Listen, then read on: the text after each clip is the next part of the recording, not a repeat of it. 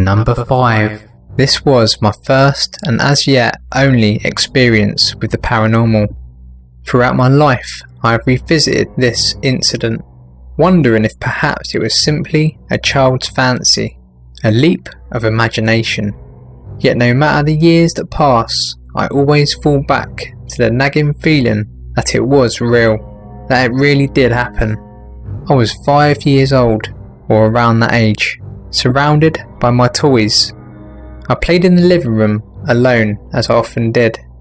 On this day, I remember it was raining and grey, and I was playing with my game of toy fishing instead of the garden, which was my usual haunt.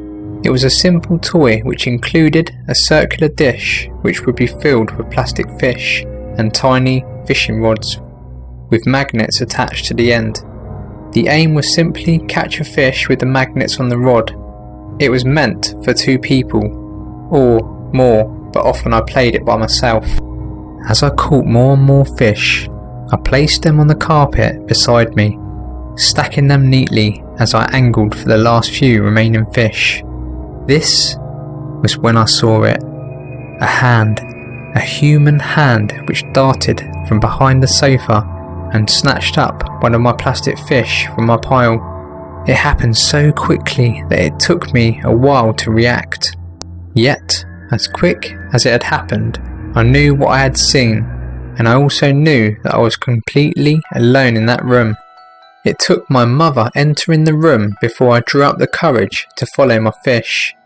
But as I peered around the back of the sofa, I knew it would not be there, and it wasn't. It had gone, and after searching and searching, I never found it again, even though I always kept an eye out for that small plastic fish.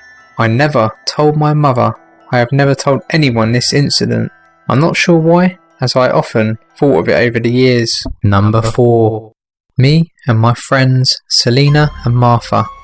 Selena's sister Jasmine and our common friend Emma. We 5 are a gang. One day we decided to have a party at my house. At 7:30 PM, all of us got assembled at my house. My parents had gone out for an important meeting and would return the next day. All of us decided to have fun. Martha was the last one to come. She brought an Ouija board along with her. I asked her, "Why have you brought this with you?" To which she replied, "We must include them in our party as well." We partied hard, and then at 12 AM we decided to play with the Ouija board. We placed the board on a table and lighted some candles. Selena started the session. "Is there anybody there who would like to communicate with us?"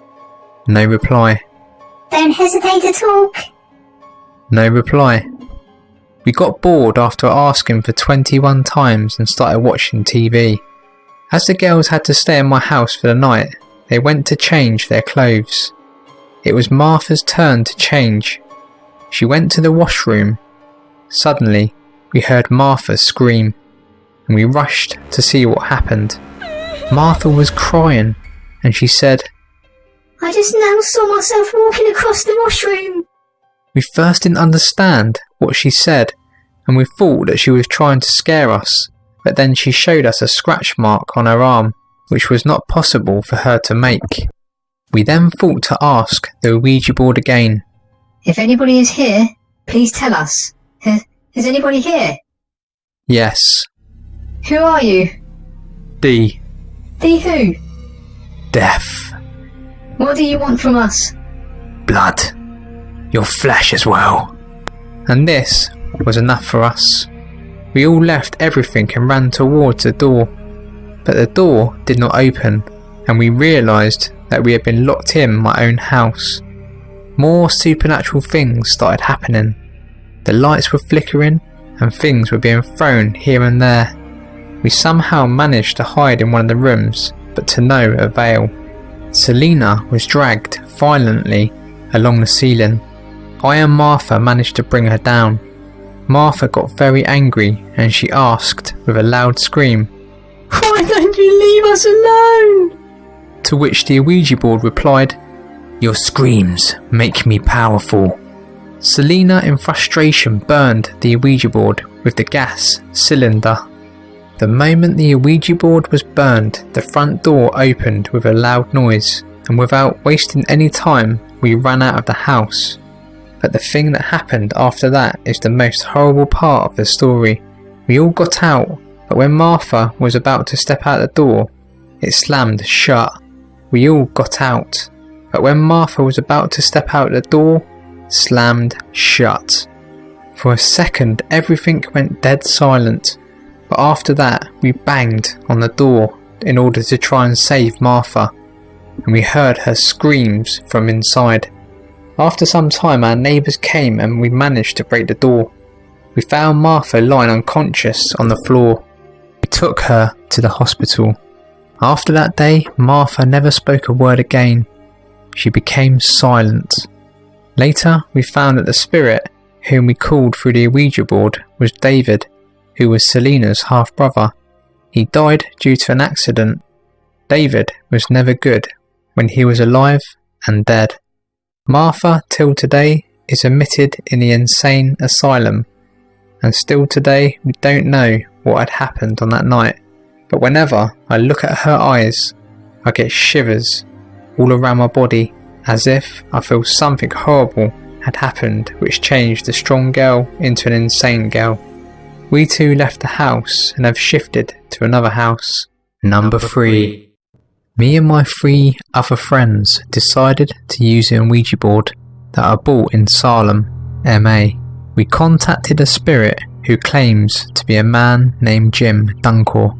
He died in the year 1146 at the age of 60.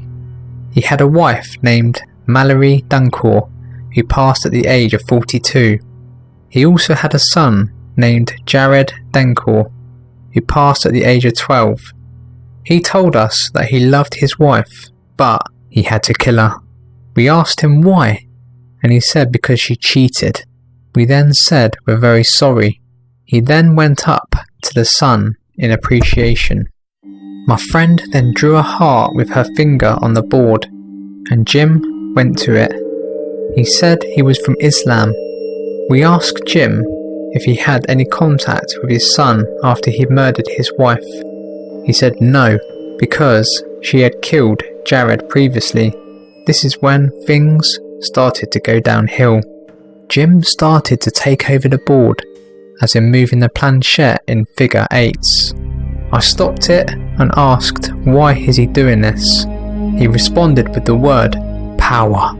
We asked what does that mean. He said he likes us, but he is lonely and stuck in hell. We then said goodbye twice, and he said no both times.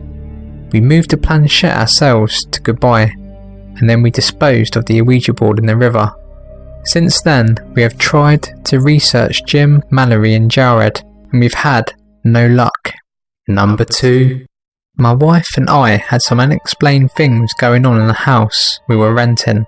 So, we got a board so we could try to figure out what we were dealing with. Bad idea. The board was just a standard plain board. We used it one night to speak with, hopefully, our spirit. What we didn't realise is that the Ouija boards open the door for anything to come through and speak. The looking piece flew off the board near the end of our session. We had no real answers to anything we were speaking with sometimes, but it was very evasive with its answers. Things got worse in the house and we eventually broke our lease and moved. Radios and TVs going on by themselves. Water running.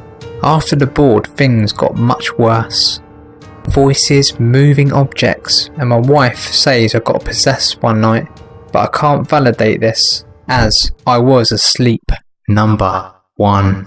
I played by myself a lot with the Ouija board. Never had anything happen.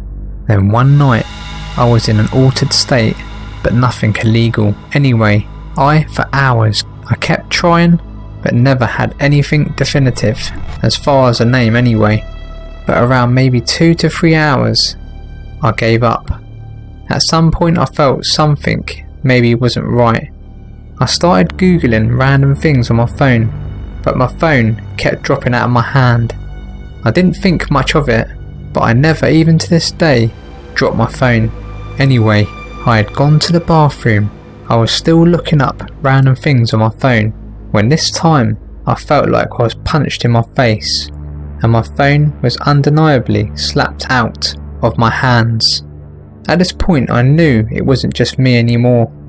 I don't believe in God, nor do I believe in anything supernatural, but I ran to my old mini Jesus statue and prayed like I was 7 years old. I haven't had anything happen like that since. I do not play with the Ouija board anymore, nor do I even want to contemplate what it was that happened to me. All I know is whenever I think about it, my eyes tear up. Not crying, but just start watering. I consider myself a realist, and this does not fit into my mindset. It's been over a year now. I've never shared this with anyone. I doubt anyone would believe me, and frankly, I doubt I'll ever tell anyone. But to anybody thinking of trying it, think again.